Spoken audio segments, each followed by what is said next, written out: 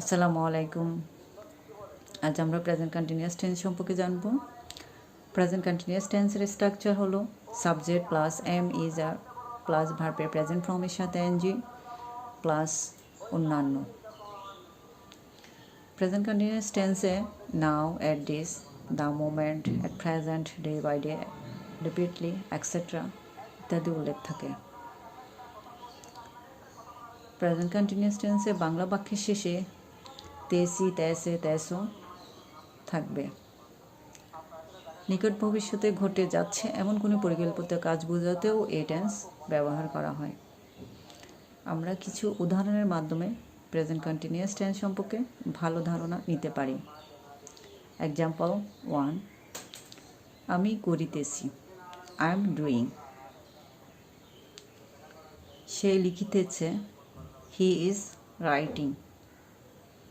তুমি যাইতেছো, you are going. আমি শুনিতেছি, আমরা লিসেনিং। সে শুনিতেছে, ইজ লিসেনিং। তুমি শুনিতেছ, ইউ আর লিসেনিং। আমরা শুনিতেছি, উই আর লিসেনিং। তারা শুনিতেছে, দে আর লিসেনিং। আজ আমি আমার বাবার সাথে আঙ্কেলের বাসায় যাইতেছি। এই 9 নম্বর এক্সাম্পলটি নিকট ভবিষ্যতের কথা বোঝাচ্ছে। I am going to my uncle house with my father. Present perfect tense structure subject plus have has plus ভার্বের পাস্ট পার্টিসিপল ফর্ম। নিচে এক্সাম্পলগুলো থেকে আমরা প্রেজেন্ট পারফেক্ট টেন্স সম্পর্কে ভালো ধারণা নিতে পারি। এক্সাম্পল 1, আমি করেছি, I have done. I first person singular number, তাই অক্সিলারি ভার্ব হ্যাভ ইউজ হয়েছে। এক্সাম্পল 2, সে করেছে, he has done. He third person singular number, এর জন্য এখানে হ্যাজ ইউজ হয়েছে। তুমি করেছো, you have done. You second person singular number. Number 4, তুমি কি আজ সকালে পানি পান করেছো? Have you drunk water this morning? অতীতে সংঘটিত হয়েছে এমন কাজ আবার সংঘটিত হলে প্রেজেন্ট পারফেক্ট টেন্স ইউজ হয়। আমি 4 বার এই উপন্যাসটি পড়েছি। I have read this novel 4 Times. কোনো সেন্টেন্সে just, just now, already, yet, lately, recently, immediately প্রভৃতি থাকলে প্রেজেন্ট পারফেক্ট টেন্স হয়। Example, many families have shifted to safe place immediately. Already সাধারণত অলরেডি অক্সিলারি ভার্ব এবং মেইন ভার্বের মাঝে বসে, আবার বাক্যের শুরুতে বা শেষেও বসতে পারে। Example, I have already done the work, অথবা already I have done the work.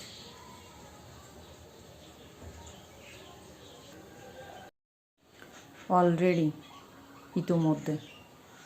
প্রত্যাশিত সময়ের পূর্বে কোনো কাজ হয়ে গিয়েছে বোঝালে অলরেডি ব্যবহৃত হয়।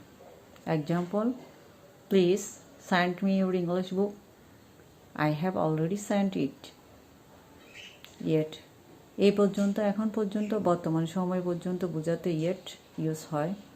প্রশ্নবোধক এবং না বোধক বোঝাতেও ইয়েট ব্যবহৃত হয়। Here the example, has the teacher addressed anything yet? কিন্তু ইয়েট সেন্টেন্সের একেবারে শেষে বসে। এক্সাম্পল,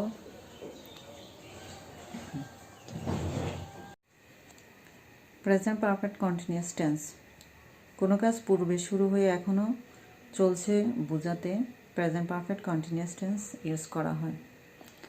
প্রেজেন্ট পারফেক্ট কন্টিনিউয়াস টেন্সের structure subject plus have has plus been plus ভার্বের সাথে আইএনজি প্লাস অবজেক্ট।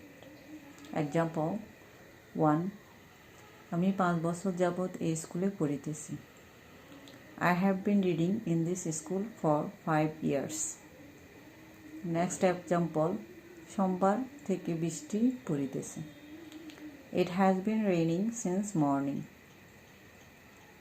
উপরে প্রথম এক্সাম্পল থেকে আমরা দেখতে পাই যে সময়টা নির্দিষ্ট করে বোঝানো হয়নি। সে কারণে ফর ইউজ হয়েছে।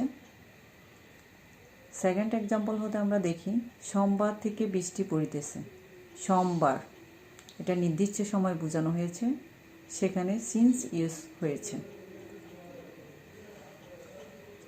তো আমরা দেখি যে ফর প্লাস অনির্দিষ্ট সময়, সিন্স প্লাস নির্দিষ্ট সময়। For 2 hours, 10 minutes, 7 years, 10 days, a long time, 6 months, a week। এটা অনির্দিষ্ট সময়ের জন্য ইউজ করা হয়েছে। Since 10 o'clock, Sunday, 20 March, June 2020, Christmas, lunch time। এখানে দেখা যাচ্ছে যে সিন্স নির্দিষ্ট সময়ের জন্য ইউজ করা হয়েছে, সময়টা নির্দিষ্ট করে এখানে উল্লেখ করা আছে। ফর অনির্দিষ্ট সময়ের জন্য ইউজ হয় 4 hours, 10 minutes, 6 years, 7 days, a week, 6 months, a long time। Since নির্দিষ্ট সময়ের জন্য ইউজ হয় Monday, March, 10 March 2020, dinner time, 11 o'clock, Christmas।